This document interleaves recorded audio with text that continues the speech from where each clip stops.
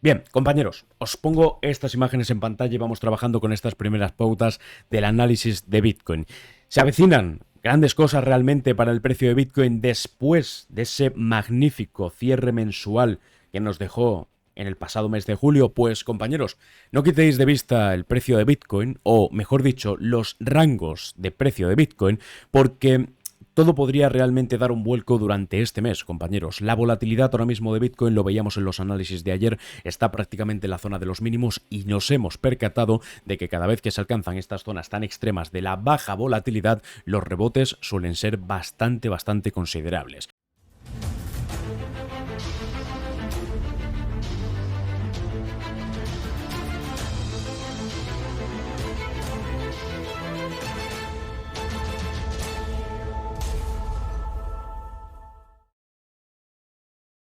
Aunque el cierre semanal ofreció algunos movimientos bruscos al alza y a la baja, la tendencia a corto plazo sigue todavía brillando por su ausencia y las zonas de liquidez se siguen manteniendo estables en los niveles de doble y triple cero, zonas por supuesto a tener en cuenta y a vigilar. Fijaos compañeros en esta data, CoinGlass estuvo reportando los informes habituales, ¿vale?, de los datos históricos de porcentajes de variación, tanto positivos como negativos, por la parte de Bitcoin. Y bueno, pues históricamente podemos concretar que el mes de julio pues ha estado siendo un mes bastante positivo para Bitcoin en los últimos años, con la excepción, pues bueno, de algunas pérdidas, además de, por supuesto, la que hemos visto el mes pasado, que bueno, no es muy abultada, pero es un 3,5%. Al final sí que es algo destacable. Desde un entorno muy amplio y haciendo un poquito de zoom out al gráfico, ¿de acuerdo? Os lo pongo por aquí, por estas imágenes, que me es mucho más fácil poder explicaroslo rápidamente.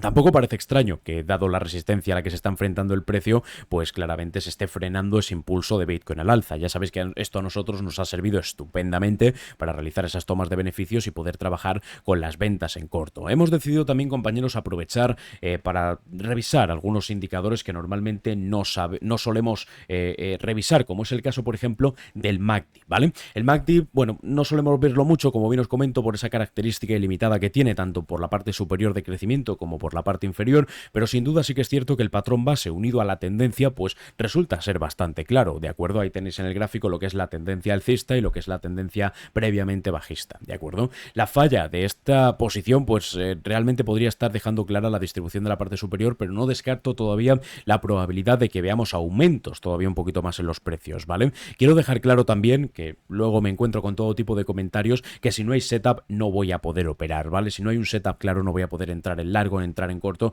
y además en este momento las operativas ya están lanzadas, ¿de acuerdo? Ya tenemos la distribución de la parte alta, ya tenemos también la operativa de la parte inferior ejecutada y además con la toma de beneficios, es decir, está prácticamente todo resuelto. La clave es darle la continuidad, pero bueno, que sepáis simplemente que si no hay setup, compañeros, no vamos a poder, digamos, ejecutar ningún tipo de trade, ¿vale?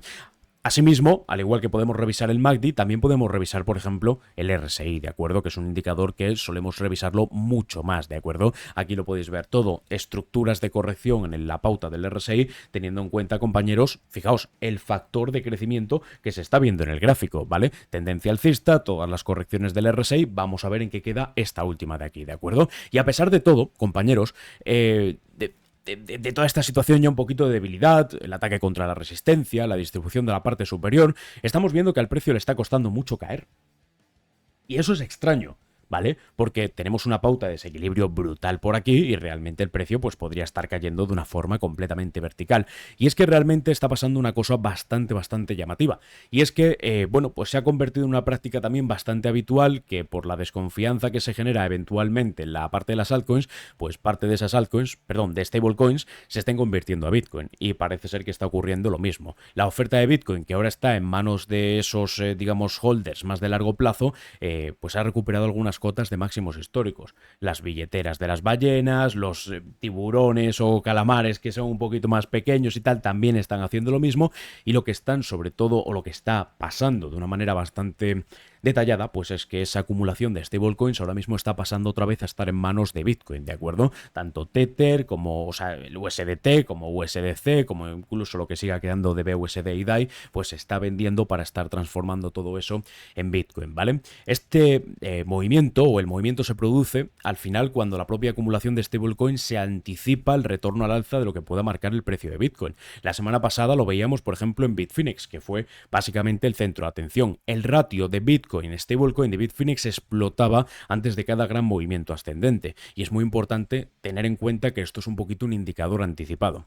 Como extra, y a pesar de que sea una baja cantidad, MicroStrategy también ha decidido sumar algunos Bitcoins dentro de sus tenencias, y esto está propiciando pues claramente que se esté acumulando un poquito más Bitcoin. ¿Que estamos en niveles muy elevados? Por supuesto. Los niveles de precio ahora mismo de Bitcoin me parece que son bastante elevados, sobre todo teniendo en cuenta el último factor tendencial alcista y ese 100% de revalorización que hemos tenido en apenas unos meses, porque menudo inicio de año. Lo que pasa, compañeros, es que si no es por esto, realmente, ¿por qué no está cayendo el precio de Bitcoin? Bueno, pues ya os lo digo yo, porque se están ejecutando compras a pesar del precio estar en una gran zona de resistencia. Por comentar algunas cuestiones más que en este caso pues vienen a apoyar este movimiento o este pequeño análisis, compañeros, tenemos el número de billeteras de ballenas que está alcanzando el nivel más bajo de 4 meses. Sí que es cierto que las que lo mantienen pues lo están manteniendo con una mayor cantidad, y sí que es cierto que todavía sigue habiendo un poquito, digamos, de discrepancias y podríamos decir incluso hasta pánico, ¿vale? Alcanzando pues otra vez eso, lo que os digo, la cantidad de ballenas que tienen Bitcoin y que no se están todavía fiando del precio. Lo que pasa es que los que sí se fían están acumulando cada vez más, cada vez más, cada vez más, cada vez más, cada vez más. Y con, digamos, lo que es el análisis hasta el día 31 de julio, podemos ver que había, bueno, pues bastante cantidad también de billeteras por, bueno, con menos de 1000 bitcoins, lo que obviamente consideramos como no ballenas, pues bueno, subiendo, incrementando, y las billeteras con menos de 0,01 bitcoin alcanzando máximos históricos. Estamos hablando de más de 12.200.000 billeteras, ¿de acuerdo? Por lo tanto, estamos viendo que se sigue generando, digamos, esa participación dentro de lo que es el sector cripto. Lo que pasa es que de una forma mucho más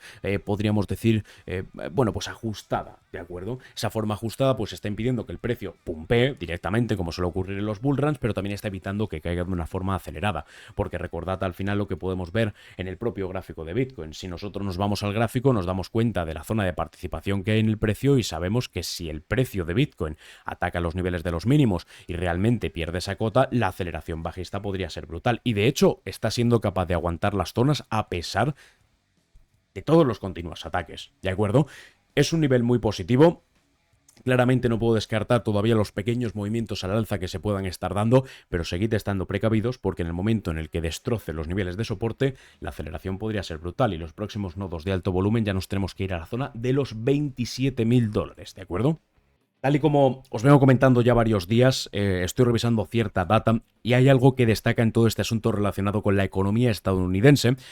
Resulta que a pesar de sus dificultades únicamente crece. Lo podemos ver con un mercado de valores que está subiendo de forma completamente vertical, unos resultados empresariales que están favoreciendo muchísimo el entorno y finalmente, pues compañeros, una situación de crecimiento que lo estamos aprovechando muy bien, pero que empieza a dejarnos algunas cositas que ahora pasaremos a hablar de todo ello, ¿de acuerdo? Hoy me gustaría tratar, como bien os digo, varios temas y poner el foco en la inversión de la curva de rendimiento de este año, ¿vale? O de lo que está sucediendo en este 2023, en comparación con lo que sucedió en la pasada crisis del año 2008 e incluso yéndonos mucho más atrás a 1928. Creo que a todos os suenan esas fechas por los movimientos que se dieron y por ciertos puntos críticos, ¿verdad? Para los más novatos, compañeros, os doy algunos detalles del contexto. Una curva de rendimiento invertida ocurre cuando las tasas de interés, cuando los tipos de interés de largo plazo caen por debajo de las tasas a corto plazo, ¿de acuerdo? Y eso es algo que esperamos que ocurra en Estados Unidos dentro de algunos meses, ¿vale? Por el momento seguimos viendo un crecimiento en las tasas de interés, por el momento seguimos viendo cómo incluso se habla de que se pueda empezar a alcanzar ese 6% en los tipos de interés, pero compañeros, obviamente, ¿vale? Va a llegar un momento donde eso pivote y donde empiece a bajar. La inversión en la curva de rendimientos se ha considerado durante mucho tiempo un indicador potencial para una recesión, ¿vale? Hoy mismo vamos a profundizar en ese análisis comparativo donde vamos a hablar de 5 periodos clave y os los enumero: 1928, la década de los 70, 1989, los años 2000 y 2006, ¿vale? 2006-2008, momentos previos a la recesión, para brindar información sobre la inversión actual de tipos que podría haber en este 22-23 y de cara al año 2024, ¿de acuerdo? Pretendemos contrastar patrones históricos de las reacciones que han habido por parte del mercado y las posibles explicaciones de la divergencia observada con el mercado actual, ¿de acuerdo? Todo esto que estamos comentando es lo que tenéis puesto ahora mismo en la imagen en pantalla Y dicho esto, vamos a proceder con las próximas cuestiones. Fijaos, compañeros, cambiamos de imagen y nos vamos adentrando ya en toda esta metodología. Inversiones y recesiones de la curva de rendimiento en la década de 1960 y 1970, ¿vale? No voy a seguir el orden de 28, tal, ¿vale? No vamos a empezar por 1928 porque en 1928 ocurren ciertas cositas que, aunque no lo creéis, tienen similitudes con lo que sucede en este momento y quiero que lo aprovechemos. Mirad, 1960-1970. De acuerdo, durante este par de décadas las inversiones de la curva de rendimiento fueron seguidas por recesiones con relativa rapidez.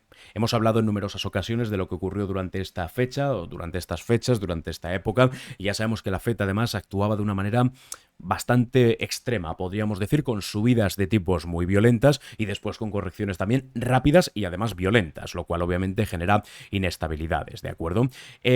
En cada caso, bueno, pues sabemos que las acciones estuvieron experimentando fuertes volatilidades, sobre todo en el entorno de la caída, teniendo en cuenta que encontramos, y fijaos por ejemplo la línea de color naranja que podéis ver aquí en pantalla, una lateralización brutal por parte del Dow Jones Industrial. He empezado por medio del periodo por las amplias similitudes, teniendo en cuenta el panorama económico altamente inflacionario, ¿vale? Recordad que durante este periodo también tuvimos un panorama inflacionario en Estados Unidos que, bueno, pues ahora mismo no es que lo tengamos, pero sí que podríamos derivar por la alta inflación en un problema así en el momento en el que se entrase, bueno, pues un panorama de recesión.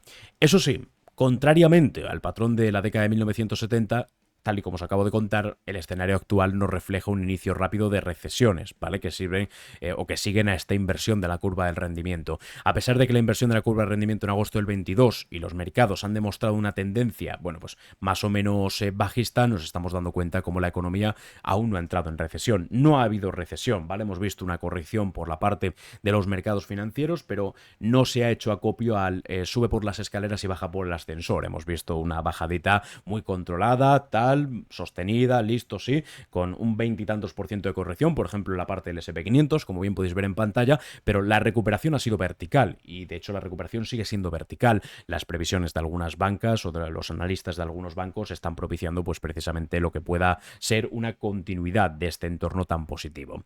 El papel de la crisis del petróleo, compañeros, seguimos más o menos en estas fechas, 1960-1970, nos vamos sobre todo a centrar en los 70, ¿de acuerdo? Y la posible explicación que hubo entre esa divergencia de los 70 y la actualidad, pues fue la crisis del petróleo, ¿vale? Entre 1973 y 1979... los aumentos repentinos de los precios del petróleo frenaron en seco el gasto de los consumidores y desencadenaron recesiones muy violentas, ¿vale? Además, en estas fechas, la FED, pues es lo que os digo, actuó de manera muy violenta y eso no benefició demasiado tampoco al aspecto económico, algo que Jerome Powell, desde luego, que no está ejecutando, porque lo ha dicho en muchas ocasiones. No quiero ser como Paul Volcker, no quiero hacer como Paul Volcker. En ese momento, 1970, ¿vale? Pues presidente de la FED, ¿de acuerdo? En Estados Unidos. Por el contrario, el gasto de los consumidores, hablando de las mismas fechas, sí, bueno, se pudo mantener más o menos sólidos después de la crisis del petróleo que, bueno, pues vimos, por ejemplo, en el 22 causado por ese conflicto Rusia-Ucrania, ¿vale? Pasamos a hablar sobre el exceso del ahorro en comparación, ¿vale?, con lo que estamos viendo ahora, los consumidores, ¿de acuerdo? La residencia de los consumidores en 2022 se puede atribuir a los 2,5 billones de dólares en ahorros de excesos, literalmente, acumulados durante la pandemia, ¿vale? Esa pues es una diferencia bastante notoria. Los elevados ahorros han ayudado muchísimo a los consumidores, a los usuarios, a los ciudadanos en general, a poder sobrellevar la difícil situación macroeconómica, sobre todo provocada por la política tan estricta monetaria y por este aspecto inflacionario, ¿vale? Sí que es cierto que vemos algunos pequeños problemas relacionados con este entorno, con lo que es el tema del crédito, que sí que es cierto que se ha incrementado bastante a lo largo de las últimas semanas y puede ser peligroso en el futuro si realmente el ahorro se elimina por completo, los salarios no se mantienen y el desempleo incrementa, lo cual podría, ya sabéis, provocar pues una gran situación de impagos. En comparación con las inversiones del año 2000 y este mismo año, 2023 de cara ya al 2024, en el año 2000, compañeros, la recesión comenzó 8 meses después de la inversión de la curva de tipos. Podéis verlo aquí en pantalla, ¿de acuerdo? No fue inmediata, no fue algo rápido, no fue algo inminente, tardó, se demoró un tiempo, ¿vale? El mercado de valores no cayó inminentemente. En este caso el movimiento bajista de la década de los 2000 estuvo muy propiciado por la caída de las techs, que habían conseguido unas valoraciones brutales, sobre todo por una insostenibilidad de los precios debido pues, a que muchos inversores se habían aglutinado en el sector tecnológico que realmente nada tenía que ver, provocando pues, una burbuja tecnológica. Estaban dispuestos a pagar precios mucho más elevados por el mismo margen de beneficio y eso al final pues, terminó estallándoles en la cara. Esta dinámica pues, es marcadamente diferente a lo que es el mercado actual, ¿no? Donde las acciones tecnológicas prosperan, impulsadas por el auge de la IA, pero no es lo mismo, ¿vale? Sí que es cierto que una pequeña preocupación es, bueno, pues la problemática, ¿no? Que ella además, Gary Gensler, presidente de la SEC, perdón, sí, de la SEC, comentaba hace unas horas que, bueno, pues compañeros, este auge de la IA está permitiendo a los CEOs de Wall Street llenarse los bolsillos, pero podría desencadenar también pequeños inconvenientes en un futuro no muy lejano. Estamos ya en el ecuador de este pequeño análisis, compañeros, y empieza lo más interesante. Escenario 1989 y la predicción de la gravedad de la recesión, compañeros. En 1989 la economía tardó un año en entrar en recesión después de la inversión de la curva de tipos, ¿de acuerdo? Aún no se ha invertido, recordad, ahora mismo estamos hablando, no se ha invertido todavía esa curva de tipos. Durante el periodo marcado, en este caso lo que podéis ver en pantalla, 1989, las acciones subieron hasta el inicio de la recesión. El mercado actual refleja un escenario como el de 1989, donde los mercados repuntan después de esa inversión de la curva de tipos, ¿vale? Sin embargo, ojo, la profundidad de la inversión de 1989 fue breve y fue poco profunda, a diferencia del mercado actual, ¿vale? Y lo que estamos viendo en este momento. La profundidad de la inversión, compañeros, y aquí os muestro el siguiente gráfico, en este caso la inversión puede ayudar a predecir la gravedad de una recesión resultante.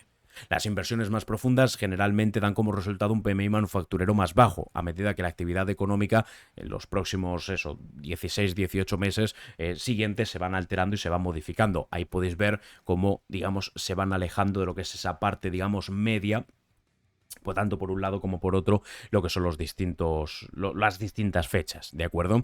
Escenario 2006-2008, regresamos un poquito para aquí para comentar un par de cuestiones relacionadas, compañeros. En 2006 las acciones subieron durante todo un año y medio después de la inversión y la economía se mantuvo fuerte, a pesar de, bueno, pues tener una baja tasa de desempleo, lo cual pues condicionó un poquito la situación y benefició, obviamente, a que eso se pudiese mantener. Es algo similar a lo que ocurre ahora, ¿vale? Tenemos una tasa de desempleo bastante baja en Estados Unidos, de hecho la lectura de hoy ha sido muy buena porque hemos visto otra vez una décima en la reducción de la tasa de desempleo, lo cual está fenomenal, 3,5%, y dicha recesión lo que sí nos enseñó en el año 2008 que la economía es fuerte antes de una recesión, pero que eso no significa que la recesión vaya a ser menos severa.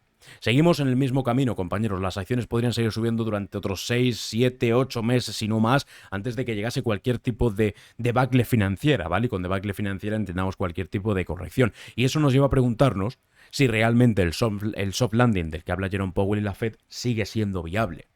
¿Realmente nos vamos a conformar y nos vamos a dejar, entre comillas, engañar, como suelen ser habitualmente, por esa situación de, sí, soft landing, no va a pasar nada?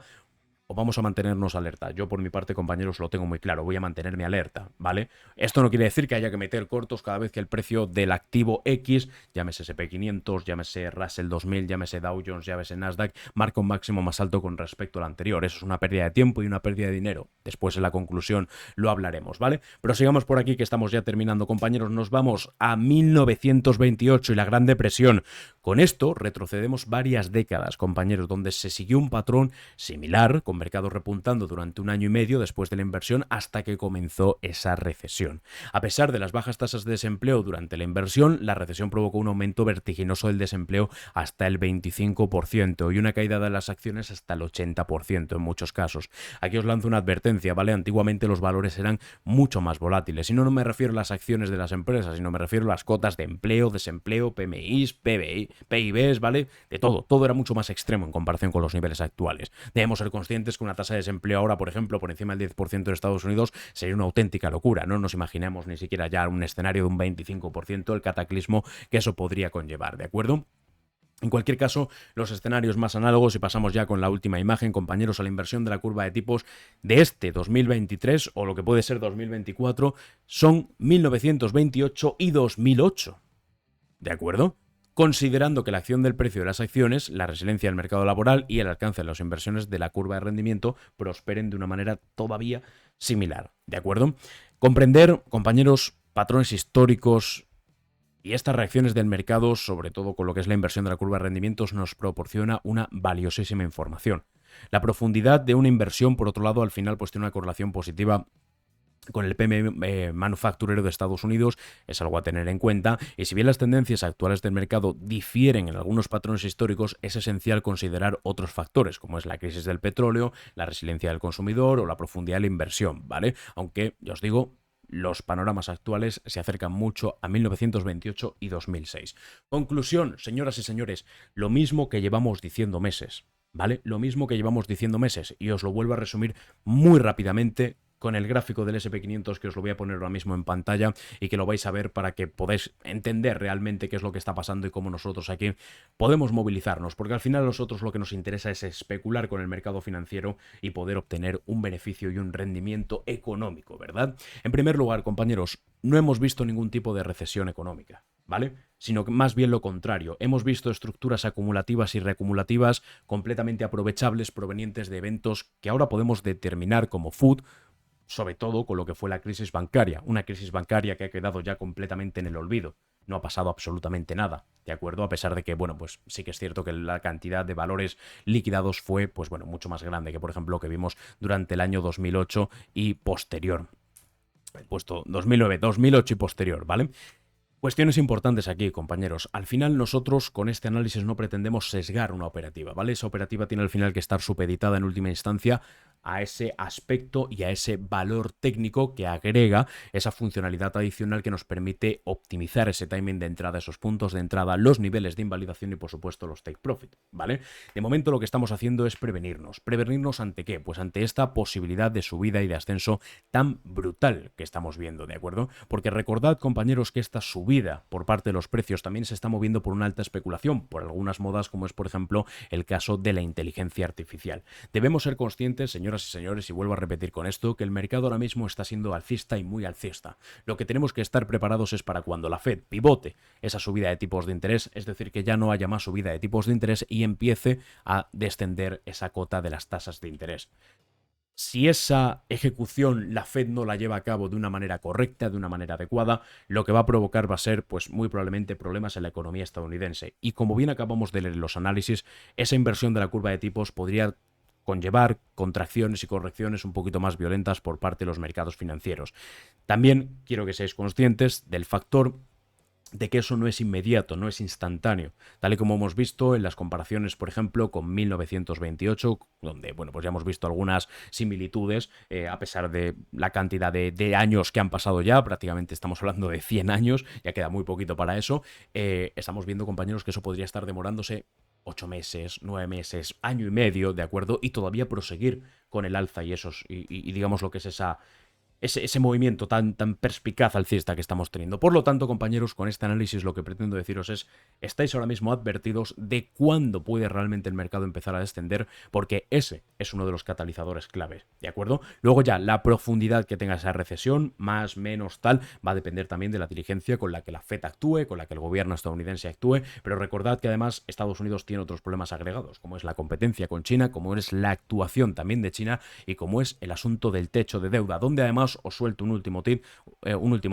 Fitch rebajó la calificación de deuda a Estados Unidos de AAA a AA+, algo que no había ocurrido en la historia, compañeros. Este tipo de cuestiones terminan, bueno, pues perjudicando muchísimo a la parte económica y esto, pues obviamente nos advierte de cuál es la situación y de cómo nosotros debemos actuar. Por lo tanto, el seguimiento que tenemos que hacer a esto es diario. Cualquier corrección ahora mismo nos puede venir fenomenal para poder aprovechar todo ese entorno a comprar una vez más, a sumarnos al movimiento ascendente y en el momento en el que se confirme la reversión, que no es por nada, pero fijaos con qué claridad se marcó en la parte superior previo al movimiento correctivo y después la cantidad de oportunidades que tuvimos, sinceramente, compañeros, no nos preocupa nada en absoluto porque estamos preparados, estamos prevenidos y ahora lo que nos tenemos que centrar es en esto.